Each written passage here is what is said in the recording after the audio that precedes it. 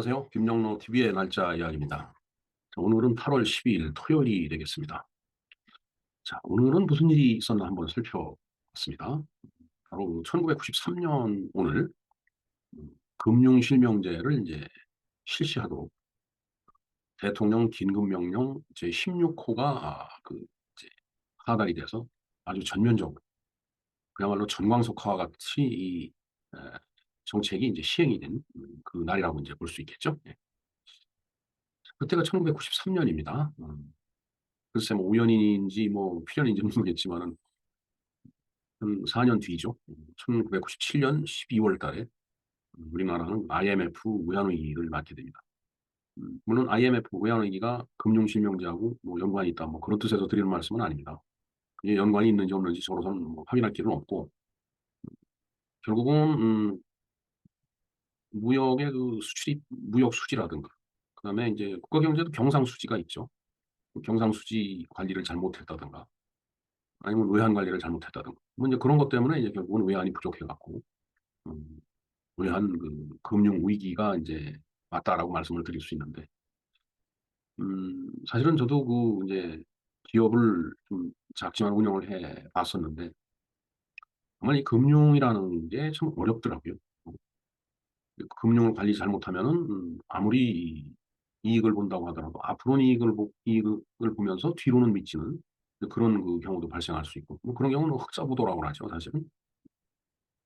아, 참, 금융관리라는 게 정말 어려운데, 이제 그런 것들이 우리나라가 경제가 이제 이렇게 확장하고 커지면서부터, 음, 그런 관리들을 잘 했어야 되는데, 변해가는 어떤 그 국가의 경제 현황에 그, 제대로 대처하지 못해서 그런 그 결과가 오지 않았나 이런 생각을 해봅니다. 물론 뭐 금융실명제하고 관련이 있다 없다 그런 말씀을 드리는 것은 아니고, 어찌됐든 오늘이, 김영삼 대통령 때죠. 금융실명제를 실시한 날이기 때문에, 그 금융실명제가 실시된 그 배경이 어떠, 그다음에 금융실명제는 무엇인지, 어떤 내용을 포함하고 있는지, 그에 대해서 한번, 뭐 상식 삼아서 우리 한번 좀 알아볼 필요가 있다라는 생각이 들어서 오늘 방송을 마련했습니다. 금융실명제에 대해서 한번 우리가 알아보도록 공부를 하도록 하겠습니다.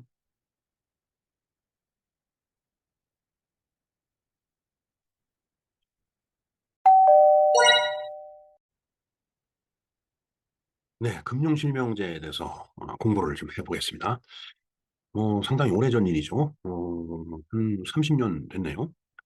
1993년 8월 12일 날 이제 있었던 일이기 때문에 금융실명제 영어로는 Real Name Financial System이네요. 금융실명제는 금융기관에서 금융거래를 할 때 가명 혹은 무기명에 의한 거래를 금지하고 실명임을 확인한 후에만 금융거래가 이루어지도록 하는 제도이다.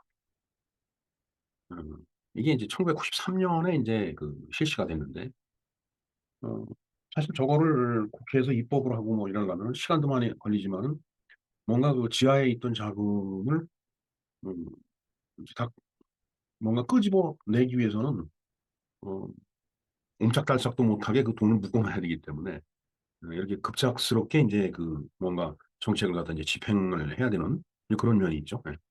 그래서 이제 입법 과정을 통하지 않고 그 대통령의 그 긴급명령권이 있는데 그 긴급 행정명령을 이제 동원한 건데 그게 제 16호가 되겠습니다.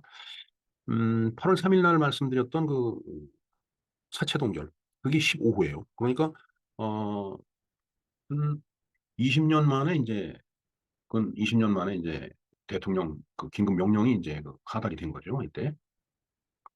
물론 이제 그 이전에는 이제 전쟁 중이고 뭐 이제 이런 때 이제 주로 많이 6.25 당시에 이제 이런 명령이 많이 나왔었겠지만 사실 뭐 이걸 흔하게 써서는 되는 일은 아니죠, 사실. 뭐 밥 먹듯이 행정명령을 내린다라면은 그것도 좀 뭔가 이상한 그런 일면이 있기 때문에 음, 정말 필요할 때, 긴박하고 급할 때 이제 이런 명령을 내리는 건데, 하여튼 그 명령에 의해서 이루어진 그 정책이 바로 이 금융실명제예요.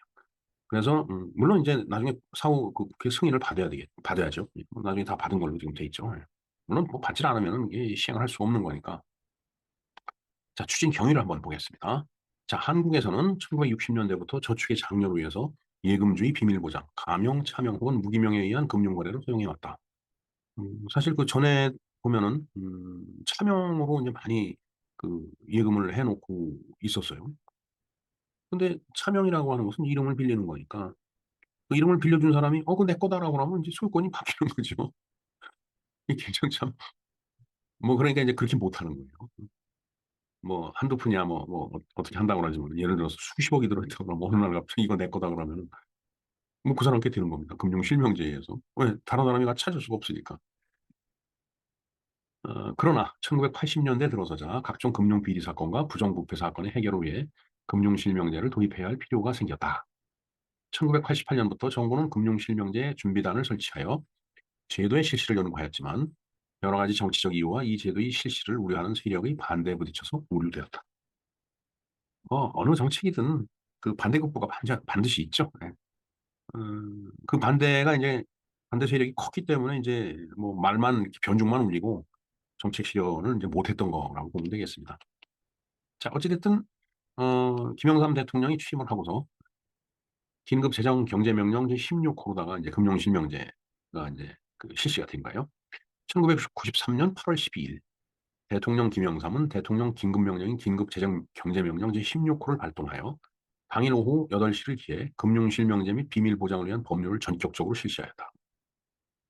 이는 혼란을 피하고 부작용을 단시일 내에 최소화하기 위한 조치였다고 한다. 뭐 그래야 꼼짝만 하니까. 이 명령은 대한민국 헌법 제76조 제1항에 의거하여 내릴 수 있는 대통령이 긴급명령권으로 내려졌다. 역사적으로 대부분의 명령은 전시였던 1950년에 많이 이루어졌으며 그 외에도 이 제16호 명령과 같은 경제에 대한 특별한 경우로서 이루어진 경우가 많았다. 이 명령 전의 마지막 명령은 1972년 박정희 대통령에 의한 경제 안정과 성장을 에 관한 대통령 긴급 명령이었다. 네, 좀 전에 말씀드린 그 내용이 되겠습니다. 1993년 8월 19일 국회는 본회의를 개최하여 대통령이 승인을 요청한 긴급 재정 경제 명령안을 통과시켰다. 뭐 다수당이었으니까 뭐 그거 통과시키는 건 어려운 일은 아니었을 거라고 보여집니다. 이에 앞서 국회 재무위원회는 8월 18일에 회의를 개최하고 긴급 명령을 심의하였는데 만장일치로 승인하였었다. 안 할 수가 없죠. 뭐. 이 조치로 시행된 법률의 내용은 다음과 같다. 비실명 계좌의 실명 확인 없는 인출 금지. 그러니까 실명 확인을 안 하면은 돈을 꺼낼 수가 없는 거예요, 계좌에서. 그렇기 때문에 어 인제 이 법이 시행이 되고 난 이후에 이름을 빌려 갖고서 그 예금을 이제 예치해 놓고 있었다라 그러면 그 이름을 빌려준 사람이 "어 이 돈은 내 돈입니다."라고 얘기하면은 원 돈의 주인이 할 말이 없는 거예요. 뭐 방법이 없어요, 법적으로. 이제 그러니까 인제 실명으로 예금을 한다라는 게 이제 그만큼 이제 뭔가 음 그 검은 자금이라고 할까? 네. 그런 자금들의 어떤 솔곳이 인제 좁아진 건 사실이죠. 예. 자 순인출 3,000만 원 이상의 경우 국세청에 통보하며 자금 출처를 조사할 수 있다. 8월 12일 오후 8 시를 기해 의사항을 실시하고 13 일은 오후 2 시부터 금융기관의 업무를 시작을 한다. 그러니까 이걸 준비를 하려니까 통상 은행이 한 10 시쯤 시작을 하죠. 오후 2 시부터 인제 업무 시작을 이제 명령을 한 거네요. 근데 그 사이에 인제 뭐 오전에 쉬라는 얘기가 아니고 이제 준비를 해야 되겠죠. 자 실시 효과를 한번 보겠습니다. 비실명제의 경제 활동은 각종 범죄 원상이 되는 지하계 문제를 부추기고 투기성 자금, 부정부패 자금의 활동 통로가 되어 실물 경제의 발달을 저해한다. 금융실명제는 이러한 자금의 흐름을 막고 추적하는 것을 가능하게 하였다. 예. 이제 저런 효과가 있었던 겁니다. 두 번째, 금융자산소득의 흐름을 투명하게 파악할 수 있게 되어 종합소득세제의 실시를 가능하게 하였다. 이로 인해 세수가 늘어나 국가재정 확보가 쉬워진다. 그런 또 효과도 있을 겁니다. 예. 다 실명제니까 뭐 만천하에 다 드러나니까 그런 거죠. 궁극적으로는 과세 불공평을 없애 빈부의 격차를 줄인다. 네, 이론적으로는 그런데 실제로 빈부의 격차가 이걸로 인해서 줄어드는지는 의문입니다. 건전한 경제 활동을 보장하며 사회적 안정을 이룰 수 있다. 뭐 그렇다니까 그런 줄 알겠습니다. 경제에 끼친 부작용도 있어요. 볼까요? 생산성이 저하됐다. 뭔가 숨겨 놓은 내 돈이 있으면 막 의욕적으로 일을 할 텐데 음 뭐 만천하에 드러나니까 생산성이 떨어졌던 모양입니다. 그다음에 주가가 폭락을 했다. 예. 참 남의 돈 남의 이름으로 이렇게 갖고 있는 돈을 이용해서 주식 투자를 많이 했었던 모양이죠. 주가가 폭락한 거 보니까. 그다음에 인제 돈을 보관할 장소가 이제 없어지니까 해외로 이제 자본이 유출이 되는 그런 부작용도 있어요. 그다음에 물론 뭐 해외로 돈을 빼돌리는 것도 쉬운 일은 아니에요. 뭐 돈 해외 송금할 때 다 근거 자료 있어야 인제 보낼 수 있으니까. 부동산 가격이 또 급등을 했다. 그다음에 사금융 시장이 위축이 됐다. 중소기업의 부도가 증가했다. 오히려 중소기업에서는 그 돈을 금융을 유통하는 데 더 어려움이 있었던 모양입니다. 부도가 증가했다라는.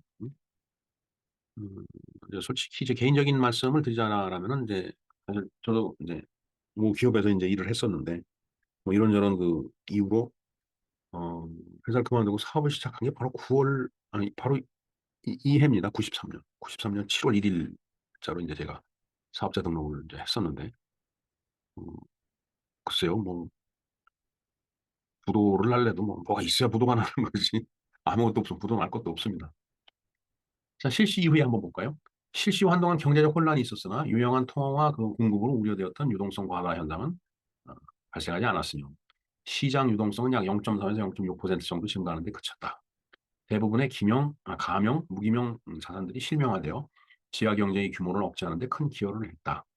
또한 정경유착 등 각종 부정부패 사건의 자금 추적에 큰 도움이 되었다. 금융실명제의 후속 조치로서 금융소득 종합과세 부과가 실시가 되었다. 네. 이제 그러면서 이제 인터넷 은행이라는 것들이 이제 등장을 문제 이제 인터넷 시대가 됐죠. 저 무렵부터 사실은. 물론 그전부터 인제 인터넷이라는 게 있었지만은 그야말로 온 국민이 정말 이게 내 손발처럼 인터넷을 쓸 수 있었던 거는 저 무렵이라고 기억이 됩니다. 인터넷 은행. 지점이 없는 순수한 인터넷 은행은 2002년 안철수 연구소가 V뱅크로 시도를 했었다. 그런데 그것이 금융실명제법의 위반으로 설립이 무산이 되었다. 지점망 없이 인터넷만으로는 대면을 통해 실명을 확인하기가 어렵다는 것이었다. 그러나 이런 규제가 완화돼서 그다음에 K뱅크나 카카오뱅크가 설립이 됐다. 네. 지금 뭐 K뱅크 그다음에 카카오뱅크를 통해서 뭐 온갖 그 뭐 송금 뭐 이런 거 다 이루어지죠. 예. 정말 세상은 그렇게 무섭게 변해가는데 나이 드는 사람들은 그걸 따라가질 못해서 진짜 답답한 경우가 꽤 있습니다. 근데 어느 광고 카피에 그게 있더라고요. 세상을 편리하게끔 하게끔 만드는 그런 것들이 오히려 세상을 불편하게 만든다고. 사실 그렇습니다. 너무 빨리 그 변해가니까 쫓아가질 못해요. 젊은 사람들은 그걸 바로바로 쫓아가는데 이제 나이 드는 사람들은 그게 인제 안 되는 거죠 잘.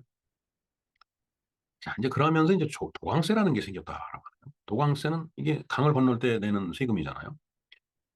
지하 자금이 지하 경제와 지상 경제 사이에 있는 강을 건너면서 내는 일종의 통과료.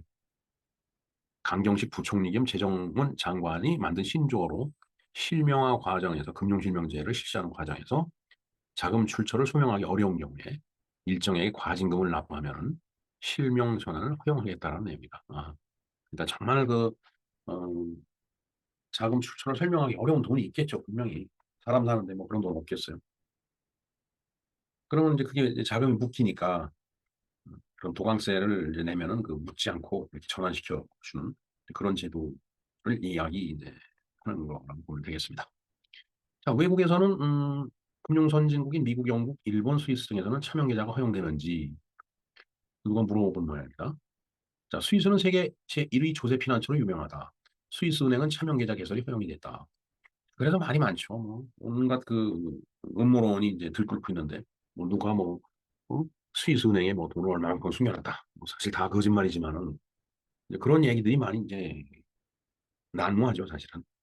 자 스위스 은행은 실제 돈의 소유주를 숨겨주려고 보험회사 이름으로 된 차명 계좌를 만들어 준다. 참 그거로 인해서 스위스는 돈을 또 버는 거라고 보면 되겠습니다. 고객에게 세무당국에 추적이 어려운 무기명 직불 카드를 준다.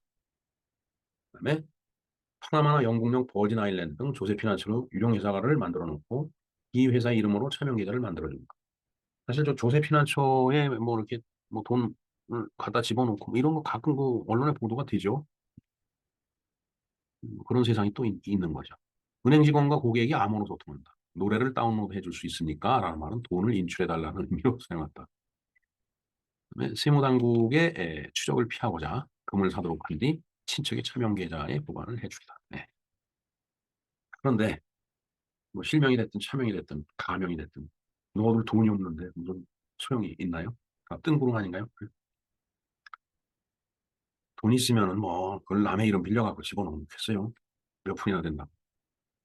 글쎄요. 저런 그 차명, 가명 이런 것들이 정상적인 그 삶을 살아가는 생활하는 사람들한테는 그렇게 와닿지 않는 그 내용들입니다. 뭔가 부정한 돈, 뭐 정치 자금이라든가. 이상하게 움직여야 되는 돈은 이제 저런 루트를 통하죠. 그러니까 이제 그걸 막아보려고 실시했던 게 금융실명제인데, 또 요새 뭐 비트코인이 뭐니 해갖고, 비트코인이 아니라 코인이죠. 그걸 또 피할 수 있는 뭐 길이 또 많이 이제 있죠. 그거 갖고 또 언론지상에 그 이름이 오르내리는 그 정치인들이 이제 몇몇 있습니다. 저는 뭐 돈도 돈이지만은 그 지금 이 시대 동시대를 살아가는 그 사람들, 특히 이제 뭔가 지도급 그 부류에 이제 이렇게 진입해 있는 사람들이 부도덕하다라는 게 문제죠. 정말 뭐 본인들은 뭐 합법적이라고 이제 주장을 하지만은 도저히 뭐 법적으로는 어떨는지 몰라도 음 이 인간의 어떤 그 도덕성 뭐 이런 걸 따지면은 정말 받아들이기 어려운 경우가 많이 있습니다. 그런 사람한테는 실명제가 아니라 실실명제를 갖다 그 시행을 해도 다 빠져나갈 구멍이 있을 거라고 봅니다. 다른 세상 얘기예요. 예. 역시 곰돌이가 골똘히 고민을 하고 있습니다. 네. 김영로 TV의 날짜 이야기였습니다. 감사합니다.